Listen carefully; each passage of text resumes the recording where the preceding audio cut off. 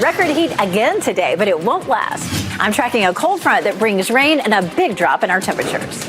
Honoring a hero, people across the Triangle will gather to pay tribute to a fallen state trooper. How the community is remembering Trooper Stephen Perry. Counting the cost. Today, new details on how tariffs are affecting the prices you pay, how the war on Iran is expected to have an even greater impact.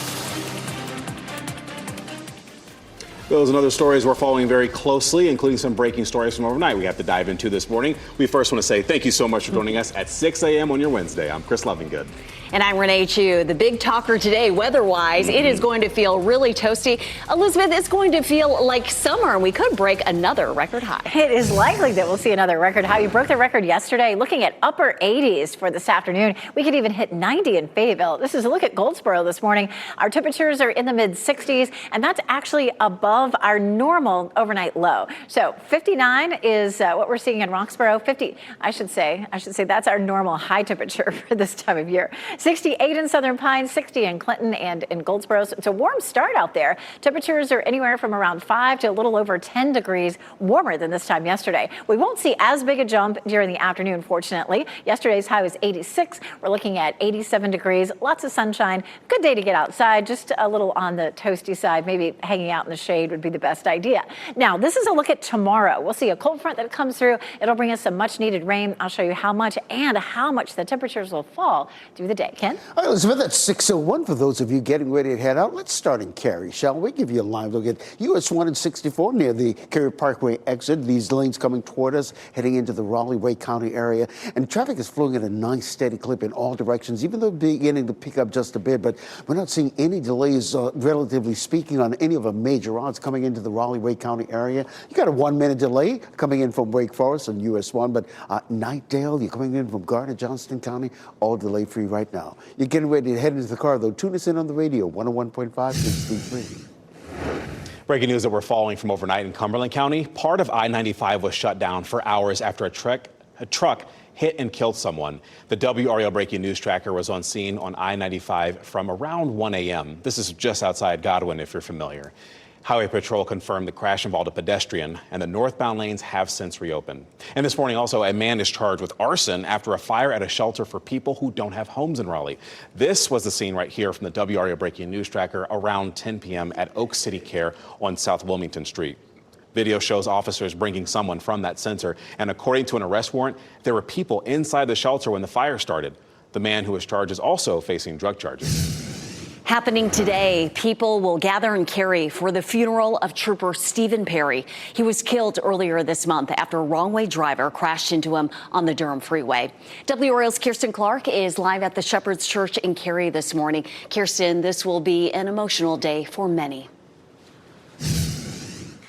Yes, Renee, just a heartbreaking story. And I'll have you take a look here behind me. You can see a State Highway Patrol vehicle here on display for people when they arrive at the worship center for visitation at 9 this morning, followed by a funeral at service at 12 p.m. And that will also be live streamed. And it's all to remember a trooper and a father who was dedicated to serving his community.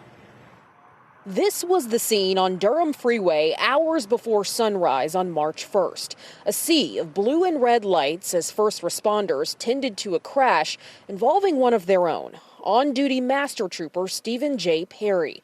A wrong-way driver identified as Melshawn Moore slammed into Perry's vehicle. They both died. Investigators believe Moore was intoxicated at the time, reflective of his 3 prior DWI convictions. The next day, Trooper Perry's body was escorted in this procession from Raleigh to Durham as law enforcement and community members lined the route. Perry served Durham County as a trooper for nearly 7 years and was a beloved member of the North Carolina Central football team from 2014 to 2017. Perry was just 30 years old at the time of his death. Drivers will want to be aware of some traffic delays today in Cary from Crossroads to the intersection of Tryon Road and Walnut Street. And then for that procession after the funeral service, it will take I-40 West through Durham Freeway and downtown Durham to Beechwood Cemetery. In Cary, Kirsten Clark, WRAL News. The suspect in a Wake County murder is due in court today after he was arrested in Georgia last month. Ricardo Gonzalez Maldonado is accused of shooting and killing 19-year-old Jennifer Sanchez Solis. That happened back on February 19th on Avery Street near Garner. He was arrested later that night in Georgia, and court records show he was charged in Wake County yesterday. He's expected in court this afternoon. The U.S., Israel, and Iran are trading strikes as the war enters a new day. Overnight, the U.S. military says it has taken out more than a dozen mine-laying Iranian vessels near the Strait of Hormuz. The U.S. released this video of those strikes near the Strait of Hormuz. This is a crucial area for transporting crude oil. Meanwhile, Iran's Islamic Revolutionary Guard says it has launched its most intense operation so far, releasing this video of missile launches. This comes after Defense Secretary Pete Hegseth called yesterday the most intense day of the war so far. We are also learning more about the troops involved in the war on Iran. The Pentagon says around 140 U.S. service members have been wounded in the war since February 28. Most of those injuries have been minor, and many have returned to duty. But 8 troops are still listed as seriously injured. And I'm Laura Levine here in the WRAL Live Center, staying on top of that escalation happening right now. We have a lot of updates that just came in about those countries striking back, starting here with the United Arab Emirates saying that this afternoon its air defenses were trying to shoot down incoming Iranian fire. And then going to Beirut now, where Israel has targeted southern suburbs there today. The strikes on the suburb there and nearby areas came after the Israeli military warned that it would attack several buildings in the area. And then in the last few minutes here, alerts now sounding off this afternoon there in Qatar for incoming Iranian fire, letting them know that incoming fire is coming soon. So we're staying on top of all of the latest details. I'll have an update on what we're learning now from officials in Italy who's speaking to officials there about the war and what they're saying coming up at 6:30. All right, thank you for watching that for us, Laura. We should mention that the cost of gas went up again. As new numbers from AAA show, the national average is $3.58 a gallon. In North Carolina, $3.32, and in Raleigh, $3.36. Just a reminder, you can use the fuel tracker on the WRAL News app, and that way you can find the lowest cost of gas wherever you go. Just search fuel in the app. And as gas prices are rising, we are also keeping an eye on how inflation is affecting how much you pay for other things. Let's bring in WRAL's Kelsey Coffey. She's live on that story this morning in Cary in front of a gas station. Kelsey, we're waiting on a new report that will give a look at how tariffs are also affecting prices. Yes, Chris, that report is coming out in just a few hours now, and economists predict that it's going to show that inflation isn't going to have any significant changes for now. That's because these numbers were calculated before oil prices skyrocketed due to the war on Iran. And the average price of gas here in North Carolina this morning is up 32 cents from just a week ago. Now, even though the effects of higher oil prices likely won't show up in this report, economists predict the impact of tariffs will. Last month, the Supreme Court ruled the Trump administration will have to roll back some tariffs, and today we could find out how that move is affecting prices. NC State economist Mike Walden says next month's report will show us how the war on Iran affects the prices you pay. We will see some uptick. The question is how much of an uptick, and that depends on how the war goes, and crucially, will oil production and oil exports to countries, will those be adversely affected right now? That inflation report is scheduled to be released this morning at 8:30. Kelsey Coffey, WRAL News, live in Cary. We're hearing from an expert on how to keep your child safe online. This after the FBI released new information about a disturbing case in Raleigh. A man is facing a long list of charges for crimes against children, including a girl just a few months old. 42-year-old Andrew Swenson is charged with coercing a minor and producing child pornography. According to the FBI, Swenson met a 13-year-old online after another person advertised her for sexual abuse. Swenson then started messaging her on social media platforms, Zangi and Discord, and persuaded her to send naked pictures and videos of herself.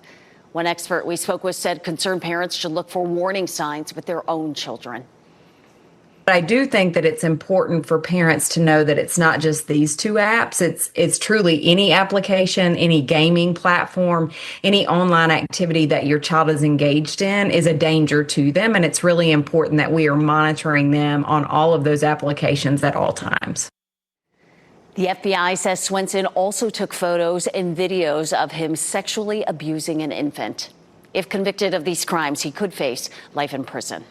A grand jury indicted a Fayetteville woman accused of killing two of her adoptive children. This is a story we have followed very closely here at WRAL. Avante Devin was charged in June of 2024 with 7 crimes, including 2 counts of murder, 2 counts of concealing a death, kidnapping, and child abuse. Devin was indicted on several charges, including first-degree murder for the death of 11-year-old Blake, her adopted son, and she was also charged with concealing Blake's death, intentional child abuse, and negligent child abuse. Now, according to the indictment, Devin intentionally deprived Blake of food. Avante Devin is also charged with murder for the death of her adoptive daughter, London. Now, London wasn't mentioned in that indictment, so we contacted the Cumberland County District Attorney to understand why. And Billy West says there was a computer issue and that Devin was indicted in London's death as well. He also says the clerk's office should be updating that information soon, though we haven't seen that reflected in the online e-court systems this morning. This case was a focus of the WRAL documentary Broken, Foster Care in North Carolina. You can watch that full documentary on WRAL.com and the WRAL YouTube channel. 6:10 now, changes on the way. What we are seeing in Wake County courtrooms after a new law passed honoring a woman killed on a Charlotte light rail. Plus, barge on fire. Firefighters were called out to the Delaware River to put out this massive fire. The efforts to get that under control.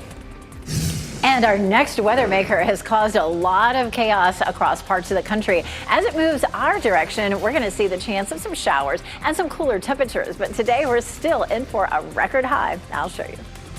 As you get into your car, tune to WRAL News Plus on your radio. In Raleigh on 99.3 FM. In Durham, 96.5 FM. And everywhere on 101.5 HD3.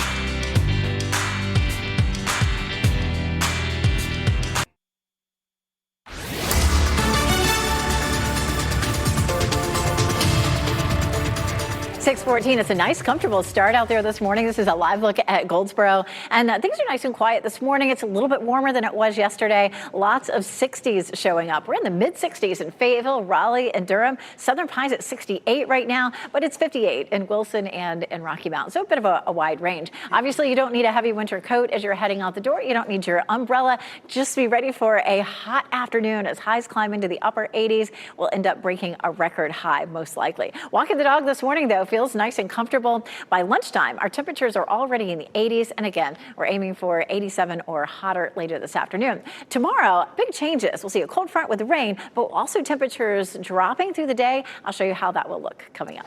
Elizabeth, weather and traffic every 10 minutes. We want to start with this live look at I-540 and Capitol Boulevard. We're getting reports of some type of vehicle fire in this vicinity. We don't see it on this camera, but it doesn't appear to be impeding traffic in any way. So as we widen out the loop, give you the entire section of what's going on, you see it right there. Just a little bit of a slowdown from Lewisburg Road all the way to I-40 this morning. No delays whatsoever. So we're going to take a look to see if we're seeing any other delays on any other major routes heading into the Raleigh-Wake County area. But in the meantime, you're heading into the car. Tune us in on the radio, 101.5 HD3. Ken, thanks for staying on top of that. So what happens when someone is released from jail and what's being done to prevent them from going back? That will be the focus of a discussion between lawmakers and corrections leaders today. Corrections officials will lay out some of the biggest challenges they face. This comes as state leaders try to strike a balance between public safety and rehabilitation. Lawmakers are also examining procedures that led to the release of DeCarlos Brown. Brown was charged with stabbing and killing Irina Zaruska on a Charlotte commuter train last year. He had been released from jail on unrelated misdemeanor charges earlier that year. Now, Renee Zarutsky's death led to a law restricting judges from releasing repeat violent offenders after an arrest. And we're starting to see changes in Wake County courtrooms as a result of this. There have been references to the law becoming more common, especially when establishing conditions of release. District Attorney Lauren Freeman says that's partly because the law now requires judicial officials to state why they have certain conditions of release. Sometimes their hands are tied. Historically, judicial officials had broader discretion based on the case in front of them, based on the individual's criminal history, what they had been charged with, to determine what an appropriate condition of release was. Irena's law has really narrowed, to some extent, that discretion. Freeman says it's led to more people being held without bond or without a secure bond. Critics say that will create a backlog in the court system and put strains on jails. Take a look at your screen right now. This as crews tried to put out a large fire that broke out on a barge on the Delaware River. Quite a sight there. This happened yesterday. Several boats responded. Fire crews doused the fire with water, and thick smoke filled the sky as the fire burned. Officials have not said exactly what started the fire, but the barge was carrying salvage metal, so that provided fuel. No injuries were reported. A storm in Illinois produced a large tornado and record hail for the state on Tuesday. And meteorologist Chris Michaels shows us why. We knew the destruction was imminent in today's Ask the Meteorologist. I saw the radar you shared online yesterday, Chris. Yeah. I mean, goodness gracious. It's like something out of a textbook, right? So we have the radar, but we also have the video that we want to share with you that came in just overnight. Let's show you some of that video this morning. And my goodness, you can see the power flashes there and really a destructive tornado. This was around Kankakee, just south of Chicago, and my goodness, you always hate to see something like that, and you hate to see it on radar too, because you can see this hook echo where the air is clearly rotating, and this right here, that little notch at the bottom of the storm called a debris ball, and that's the moment that we knew debris was being wafted into the storm. Now let's talk about the hail. I was getting ready for bed last night, checking radar, and this little appendage right here, something that's called a three-body scatter spike, and what's happening here is that the radar beam is being bent or reflected 3 different times off of very large hailstones. In fact, some reports that the hail was 6 inches in diameter. This was a picture that was sent to me on Facebook yesterday. Unbelievable how big this was. We're showing you how close it was to the record hailstone, not just in Illinois, but in the entire country. And it was definitely challenging records. Now, Elizabeth, this system coming our way, but it's not going to produce anything like that. Let's take a look at it right now. That was really interesting information, Chris. So this is a look at the last few hours, and you can see definitely not as many reports coming in as there were overnight last night. So right at the beginning of the loop, you can see the red shaded areas all the way from Texas all the way up to Chicago. Those were tornado watches. We had the tornado warnings and severe thunderstorm warnings all up and down this line. But as Chris said, as it moves eastward, we're not expecting that same potential for severe storms. But this is today's severe threat. Pennsylvania, New York, all the way back down toward the Gulf Coast again. So there could be more tornadoes and more severe storms. But we are currently not under a risk once it moves across the mountains. We will likely have some showers, potentially some briefly heavy rain, maybe even a few thunderstorms, especially east of the Triangle area. And it will be a breezy day. Ahead of the front, that's where all of our warmth is coming from today. But watch what happens tomorrow. We're going to pause it right here at 6 o'clock tomorrow. And you can see we're dry during the morning commute and temperatures are warm just like now, maybe even a little warmer with mid to upper 60s at 6 a.m. It stays mild up until we get close to lunchtime. This is 10 a.m. We're still looking at some 60s and 70s, but watch the temperature dropping in Roxborough from the 50s at lunchtime all the way down as we get into the latter part of the day. Temperatures are going to drop dramatically. At 3 o'clock, it's 47 in Roxborough. We're in the 50s in the Triangle and all the way down south. And once this front moves through, temperatures will be in the 40s. So it'll be in the 40s as people come home. So you're walking out the door, temperatures are in the 60s. You're coming home, temperatures are in the 40s. That's tomorrow. And that's really one of the big things to remember. It doesn't always happen that way. Good chance for rain tomorrow, and then another chance late Sunday into Monday. Here's what happens for today. We're windy, dry, and warm, another record high. Tomorrow, our cold front will bring a good chance for rain and an isolated storm, and then much cooler and windy. As a matter of fact, Friday morning, we could see temperatures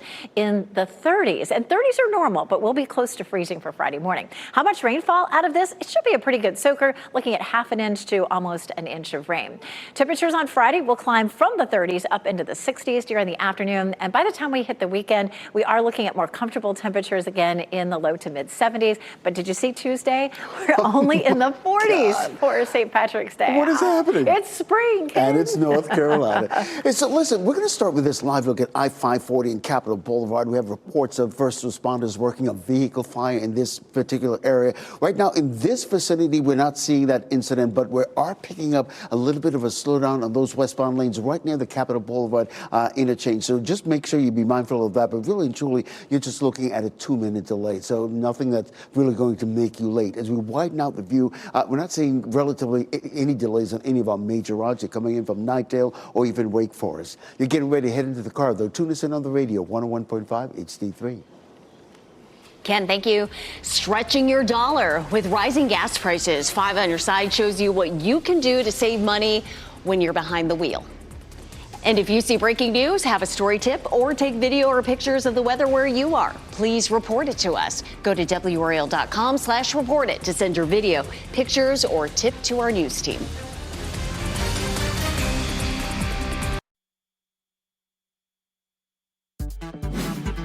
This What's Trending report is sponsored by Call Dad AC and Heating.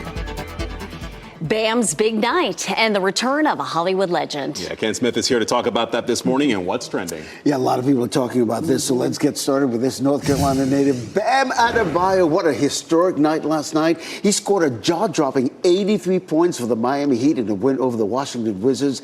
That's the second most points ever in a single NBA game. Of course, that's 2 more than the late Kobe Bryant's 81 points. Of course, another NBA legend, Wilt Chamberlain, still holds the record, scoring 100 points 64 years ago this month. Wow. Well, a lot of folks might remember Adebayo played high school basketball in Pinetown, Beaufort County. So that's just toward the coast there, and High Point. A lot of great talent coming from North Carolina. Absolutely. So how about this? He meant it when he said, I'll be back. Arnold Schwarzenegger says he is in talks to return to 3 different iconic roles. For one, Schwarzenegger says he was told 20th Century Studios now working on King Conan, in which he would play an older Conan. Yeah, nostalgia's big right now in Hollywood, and the studio has also told him that they want him to play in another Predator movie and Commando movie. I mean, these are pretty cool roles that he has. I'm probably more excited for Predator, though, because I saw there's a little tease at one of the most recent films. I said, yes, he's coming back. At 78 years old. Yeah. So What's old will be new again. There you go. Rising costs. Gas prices are going up because of the Middle East. What we are keeping our eye on today as we track how much you're paying elsewhere. Plus, remembering Trooper Perry. His funeral is today after he was killed in a crash in Durham. How the community is coming together in support.